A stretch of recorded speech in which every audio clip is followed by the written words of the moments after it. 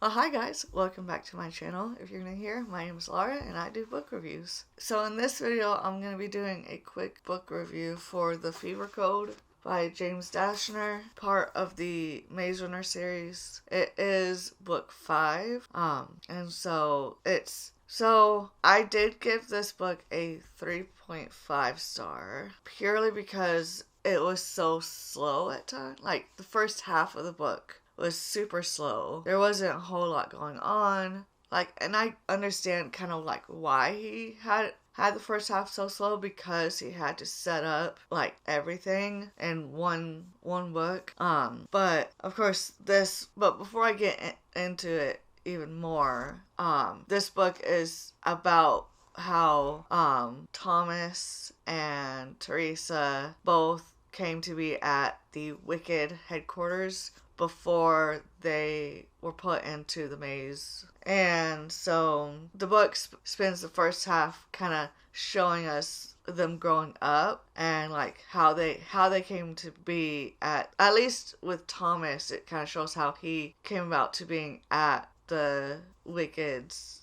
headquarters, or the Wicked's location that they're at. And then the second half of the book is about them building the maze and the glade that they then put all the characters we know into it. And so that's pretty much the premise of it. And so, of course, the first half of the book, like I said, was super slow. But at the same time, it was interesting because we got to see everything that happened to Thomas. And for the most part, Thomas. We see there were mentions of like Teresa and the other kids going through the same thing. So we can assume that whatever was happening to Thomas was happening to them because of these like little quick like snippets of, oh, they're doing the same thing, or in like conversations they've had. We spend the first half, like I said, kind of watching them build this routine and slowly grow up. And then once about halfway hit, Dashner started like speeding up everything. And so then we see them start building the maze and watching that like just pop up out of nothing, which that was really cool to me because just we had already gotten to know all these characters in the first 3 books, at least in the first book, like within the confines of the glade and the maze. And so we knew kind of how they were living from those books. And then in this one, we get to see them actually build it and like create it. And when I was reading the first books, I assumed it was just out in the open, but they had it was like, I thought it was like out in the open, but still like connected to the compound of Wicked. But I didn't realize it was like underneath the compound and that they had created like a false sky,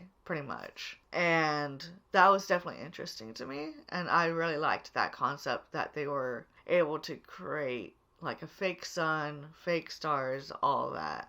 And that even the concept that the implants that they had put in all the guys' minds kind of gave them a false, I guess, perspective of like a part of the book where one of them tries to scale the wall through ivy, or with ivy.